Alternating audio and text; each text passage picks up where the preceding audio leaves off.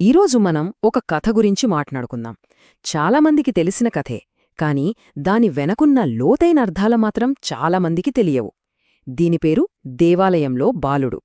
సరే, ఈ కథ మొత్తం ఈ ఒక్క చిత్రంతోనే మొదలవుతుంది. చూడండి, యెరూషలేములోని దేవాలయం, ఎంతో జ్ఞానం, అనుభవం ఉన్న పండితుల మధ్యలో ఒక చిన్న బాలుడు కూర్చుని ఉన్నాడు.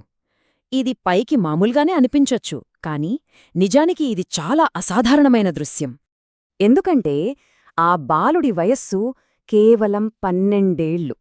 ఆలోచించండి, ఆ వయస్సులో అంతమంది పెద్దవాళ్ల మధ్య, అది అంత గౌరవనీయులైన పండితుల మధ్య అంత ధైర్యంగా కూర్చుని మాట్లాడటమంటే నిజంగా ఆశ్చర్యమే కదా. అక్కడ కూర్చున్నవాళ్లు మామూలు వాళ్లు కాదు, వాళ్లు ధర్మశాస్త్ర బోధకులు, అంటే లేఖనాల మీద అపారమైన పట్టున్న స్కాలర్స్ అన్నమాట. అయినా సరే ఆ 12 ఏళ్ల బాలుడడుగుతున్న ప్రశ్నలకి, లేఖనాల మీద తనకున్న అవగాహనకి వాళ్లంతా ఆశ్చర్యపోయారు.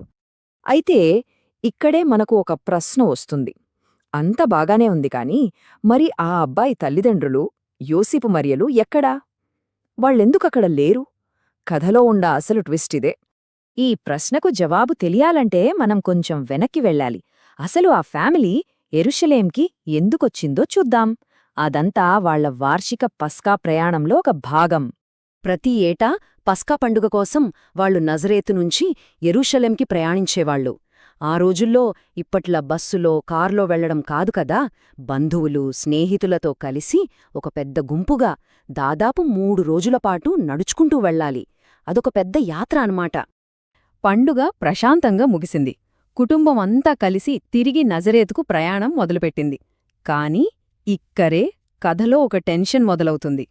ప్రయాణం పెద్ద గుంపుగా సాగుతోంది కాబట్టి యోసేపు మరియలు తమ అబ్బాయి బంధువులతోనో, స్నేహితులతోనో కలిసి ఆ గుంపులో ఎక్కడో ఒక చోట నడుస్తున్నాడులే అని అనుకున్నారు. అది చాలా సహజం కదా.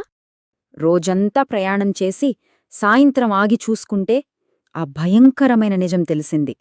ఉదయం వరకు ఉన్న ధీమా అంతా పోయి ఒక్కసారిగా గుండె ఆగినంత పనయింది. యేసు వాళ్లతో లేడు. ఇక ఆ క్షణం నుంచి వాళ్ళకి టెన్షన్ మొదలైంది. ఇక నిద్రేం పడుతుంది చెప్పండి.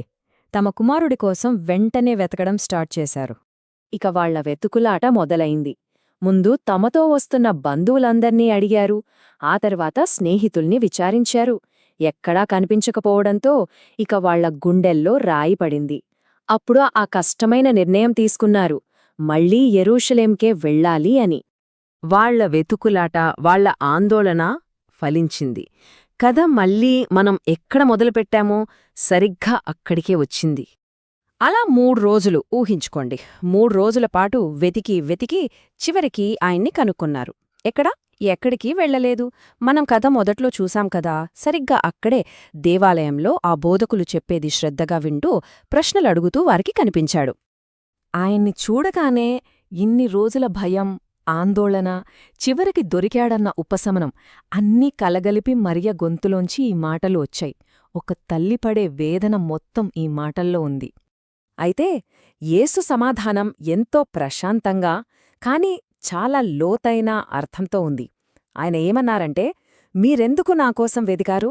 నేను నా తండ్రి ఇంట్లోనే ఉండాలి అని మీకు తెలియదా? ఈ మాటతో ఆయన వాళ్ల భౌతిక వెతుకులాట నుంచి దృష్టిని ఒక ఆధ్యాత్మిక ఉద్దేశం వైపు మళ్లించారు. అక్కడే మొట్టమొదటిసారిగా తను యోసేపు కుమారుడిగా కాదు, దేవుని కుమారుడిగా సూచించారు. సరే, ఈ సంఘటన ఆయన వ్యక్తిత్వం గురించి, ఆయన జీవితంలో దేనికి ప్రాధాన్యత ఇచ్చేవారు అన్నదాని గురించి మనకు ఏం చెబుతోంది? ఈ కథలోని అసలు సందేశమేంటో చూద్దాం. అసలు ఆయన ఎందుకలా చేశారు? దాని వెనుకున్న కారణం ఒక్కటే, దేవుని గురించి ఇంకా తెలుసుకోవాలి, ఆధ్యాత్మిక జ్ఞానాన్ని సంపాదించాలి అన్న ఒక బలమైన, అచంచలమైన కోరిక. ఈ కోరిక ఆ ఒక్కరోజుదే కాదు, అది ఆయన జీవన విధానమన్నమాట. ప్రతివారం ఆరాధనకు వెళ్లడం, చెప్పేది శ్రద్ధగా వినడం, లేఖనాల నుంచి కొత్త విషయాలు నేర్చుకోవడం, ఇవన్నీ ఆయనకు నిత్యకృత్యాలు. కాబట్టి చివరిగా మనం ఈ కథ నుంచి నేర్చుకోవాల్సిన ముఖ్యమైన విషయమేంటంటే, ఆయన చూపించిన ఈ దారి, అంటే జ్ఞానం పట్ల, దేవుని పట్ల ఆయనకున్న ఆసక్తి మన జీవితాలకి కూడా ఒక స్ఫూర్తి కావచ్చు. ముగించే ముందు ఒక్క ఒక్క మాట. ఈ కథలో వెతకడం అనేది ఒక ముఖ్యమైన అంశం.